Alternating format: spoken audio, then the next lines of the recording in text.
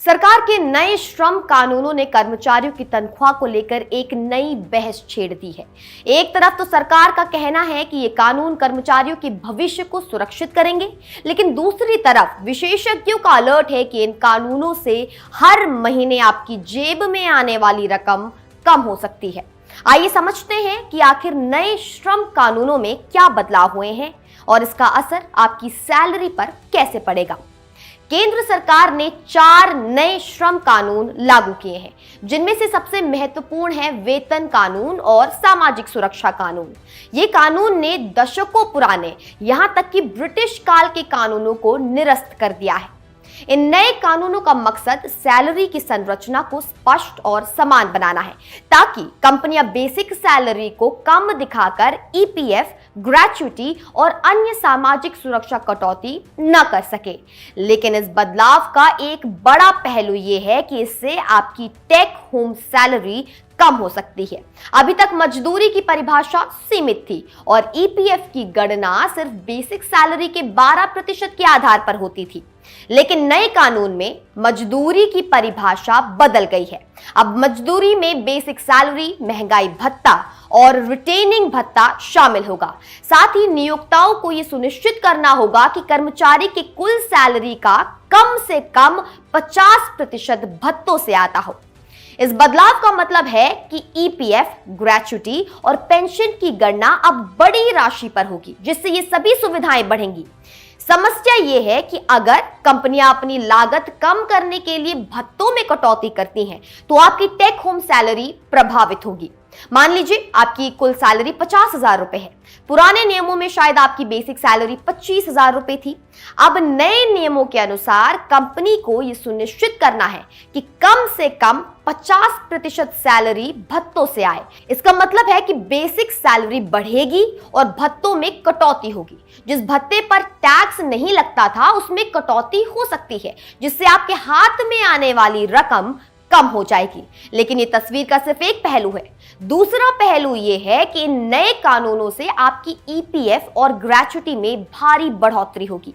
EPF की गणना अब ज्यादा बड़ी राशि पर होगी, इसलिए आपका पीएफ बैलेंस जो है वो तेजी से बढ़ेगा। ग्रेच्युटी की गणना भी अब मजदूरी के आधार पर होगी, जिसमें ज्यादातर भत्ते शामिल हैं, सिर्फ एक एचआरएफ और वाहन भत्ता को छोड़कर। इसका मतलब है कि आपकी ग्रेच्युटी काफी अधिक होगी।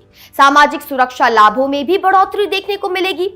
विशेषज्ञों का कहना है कि नए कानून एक दीर्घकालीन सोच के साथ बनाए गए हैं।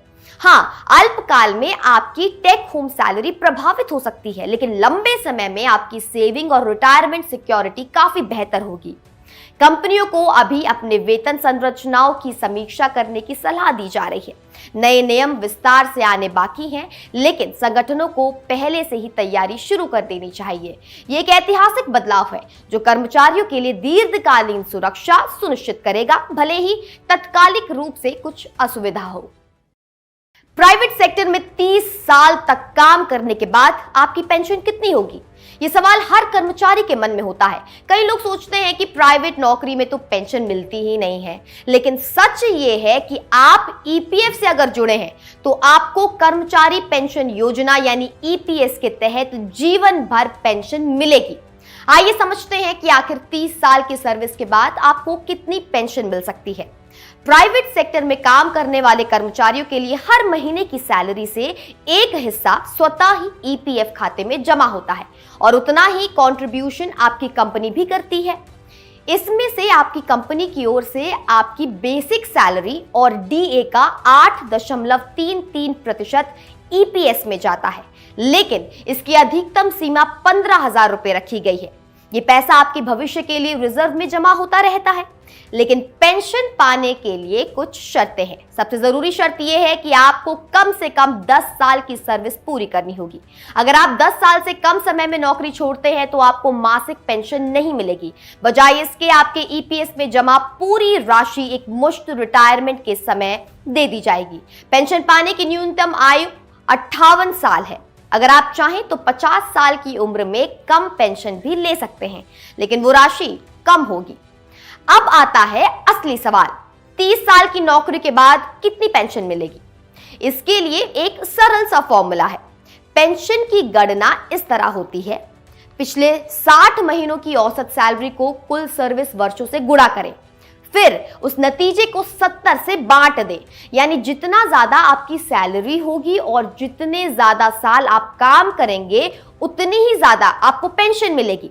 एक उदाहरण से समझते हैं। मान लीजिए किसी कर्मचारी की पेंशन एलिजिबल सैलरी 25,000 रुपए है और उसने 30 साल की सर्विस पूरी की है, तो उसकी पेंशन का कैलकुलेशन होगा 15,000 को गुणा करेंगे 30 से, उसको डिवाइड कर देंगे 70 से, जो बराबर होगा यानी कि 6,428 रुपए वो प्रति माह उसकी पेंशन रहेगी। यानी रिटायरमेंट के बाद उस कर्मचारी को हर महीने 6,428 रुपए पेंशन मिलेगी और ये आजीवन चलेगी। ध्यान रहे कि इस कैलकुलेशन में सैलरी की अधिकतम सीमा 15,000 रुपए है। मतलब अगर आपकी सैलरी 25,000 रुपए है तो भी पेंशन की गणना में सिर्फ 15,000 रुपए ही माना जाता है। हालांकि सरकार इस सीमा को 25,000 रुपए तक बढ़ाने पर विचार कर रही है, जिससे ज्यादा सैलरी पाने वाले कर्मचारियों की पेंशन भी बढ़ेगी। अगर किसी कारणवश आपकी मृत्यु हो जाती है तो आपका परिवार फैमिली पेंशन पाने का हकदार है। ये पेंशन आपकी पत्नी, बच्चों या फिर बच्चों को जो है वो मिल सकती है। परिवार को ये लाभ पाने के लिए फॉर्म 10D या फिर कंपोजिट क्लेम फॉर्म अपने आखिरी एम्प्लॉयर के माध्यम से EPFO कार्यालय में जमा करना होता है। तो कुल मिलाकर अगर आप प्राइवेट सेक्टर में 30 साल काम करते हैं तो आपको रिटायरमेंट के बाद एक निश्चित मासिक पेंशन मिलेगी, जो आपके बुढ़ापे का आर्थिक सहारा बनेगी। और अगर आपके साथ कुछ हो जाए तो आपका परिवार भी आर्थिक सुरक्षा पाएगा। ये वाकई एक बड़ी सामाजिक सुरक्षा व्यवस्था है।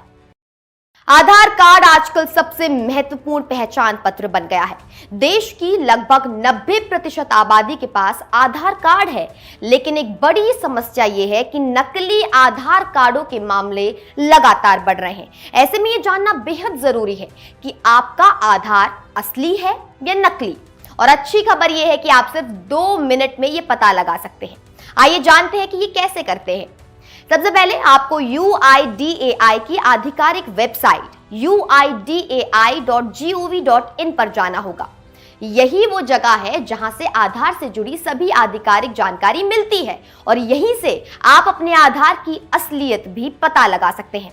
वेबसाइट के होम पेज पर आपको वेरीफाई आधार नंबर का एक ऑप्शन दिखेगा। इस पर जाकर क्लिक करें। अब आपको अपना 12 अंकों वाला आधार नंबर दर्ज करना है, फिर कैप्चा कोड डालना है। यह प्रक्रिया बिल्कुल आसान है दोस्तों। कैप्चा सही भरते ही सिस्टम आपके आधार नंबर को वेरीफाई करने लगता है। यह पूरी प्रक्रिया सिर्फ कुछ सेकंड्स लेती है। थोड़ी ही देर में आपको नतीजा सामने मिल जाता है। अगर आपका आधार असली है तो स्क्रीन पर आपका आधार नंबर के आगे जो है वो एग्जिस्ट लिखा आएगा। साथ ही आपको अपने आधार से जुड़ी कुछ बेसिक जानकारी भी दिखेगी, लेकिन ये जो जानकारी है सिर्फ ये प्रमाणित करने के लिए जो है दिखाई जाती है कि आधार रिकॉर्ड में मौजूद है। आपकी निजी या संवेदनशील जानकारी नहीं दिखाई जाती, जिससे आपकी प्राइवेसी पूरी तरह सुरक्षित रहती है। लेकिन अगर आपका आधार नकली है तो सिस्टम तुरंत इनवैलिड आधार जो है वो लिखा हुआ दिखाई देता है, यानी आपके पास मौजूद कार्ड असली नहीं है। ऐसी स्थिति में आपको बिना देर किए अपने नजदीकी आधार केंद्र जाकर नया आधार बनवाना चाहिए, क्योंकि नकली आधार के साथ कई कानूनी परेशानियां आ सकती हैं। एक और तरीका भी है आधार को वेरीफाई करने का। आप UIDAI की आधिकारिक ऐप M आधार का इस्तेमाल कर सकते हैं। इस ऐप में QR कोड स्कैन करने का ऑप्शन होता है। असली आधार कार्ड का QR तुरंत स्कैन करने से सारी जो जानकारी है वो आपकी स्क्रीन पर आ जाती है, लेकिन नकली आधार कार्ड का QR कोड स्कैन ही नहीं होता। ये एक बेहद आसान और विश्वसनीय तरीका है। तो कुल मिलाकर आधार की असलियत पता करना बेहद आसान है दोस्तों। ये काम 2 मिनट से भी कम समय में हो जाता है। अगर आपको कभी संदेह हो कि आपका आधार असली है या नहीं तो बस इन तरीकों का इस्तेमाल जरूर करें। और अगर पता चले कि आधार नकली है तो तुरंत आधार केंद्र जाकर नया बनवा लें। यह आपकी और आपके परिवार की कानूनी सुरक्षा के लिए बेहद जरूरी होगा। बिहार के 22,000 से ज्यादा शिक्षकों के लिए आई है लंबे समय से प्रतीक्षित खबर।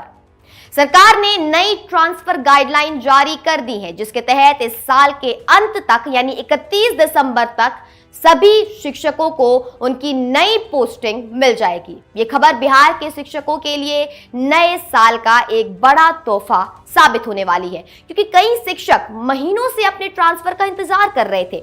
नई ट्रांसफर गाइडलाइन के अनुसार करीब 22,732 शिक्षकों को अलग अलग फेज में पोस्टिंग के आदेश जारी किए जाएंगे। इस प्रक्रिया की शुरुआत 16 दिसंबर से ही हो जाएगी और ये पूरी प्रक्रिया 31 दिसंबर तक पूरी हो जाएगी। शिक्षकों को अपनी नई पोस्टिंग मिलने के बाद तय समय सीमा के भीतर ही अपने नए स्कूल में ज्वाइन करना होगा। समय पर स्कूल ज्वाइन न करने पर कार्यवाही की जा सकती है। सबसे अच्छी बात यह है कि शिक्षकों को ट्रांसफर के दौरान अपनी पसंद का विकल्प भी दिया जाएगा। गाइडलाइन के मुताबिक ट्रांसफर चाहने वाले शिक्षकों को 5 प्रखंडों का विकल्प देना होगा। मतलब शिक्षक अपनी सुविधा के अनुसार 5 अलग अलग प्रखंडों को चुन सकते हैं जहां वो ट्रांसफर होना चाहते हैं। इसके बाद सरकार के पास एक सॉफ्टवेयर सिस्टम होगा जो शिक्षकों के विकल्पों के आधार पर और प्रत्येक प्रखंड में उपलब्ध वैकेंसी के आधार पर सभी शिक्षकों के प्रखंडवार, कक्षावार और विषयवार पोस्टिंग का फैसला करेगा। शिक्षकों की पोस्टिंग में भी सरकार की ओर से कुछ प्राथमिकताएं निर्धारित की गई हैं। हर प्रखंड में शिक्षकों की वैकेंसी के मुताबिक पोस्टिंग की जाएगी। विभिन्न कोटा के शिक्षकों को उनकी प्राथमिकता के अनुसार नई पोस्टिंग दी जाएगी। यानी अगर किसी शिक्षक के पास कोई विशेष कोटा है तो उसे प्राथमिकता दी जाएगी। इस निर्णय को लेकर शिक्षक संतुष्ट नजर आ रहे हैं, क्योंकि इससे उनके महीनों का इंतजार खत्म हो जाएगा। कई शिक्षक लंबे समय से अपने घर के पास किसी स्कूल में ट्रांसफर होने के लिए आवेदन कर रहे थे। इस नई गाइडलाइन से उन्हें अपनी पसंद के प्रखंड में जाने का मौका मिलेगा। ये एक पारदर्शी और न्याय संगत तरीका है जो सॉफ्टवेयर के माध्यम से आयोजित होगा, जिससे किसी भी तरह की अनियमितता नहीं आएगी। तो कुल मिलाकर बिहार के 22,000 से ज्यादा शिक्षकों के लिए ये समाचार वाकई बहुत अच्छा है। 16 दिसंबर से शुरू होने वाली इस ट्रांसफर प्रक्रिया से लाखों शिक्षकों का जीवन आसान होने वाला है और नए साल के आते आते सभी शिक्षकों को उनकी नई पोस्टिंग मिल जाएगी।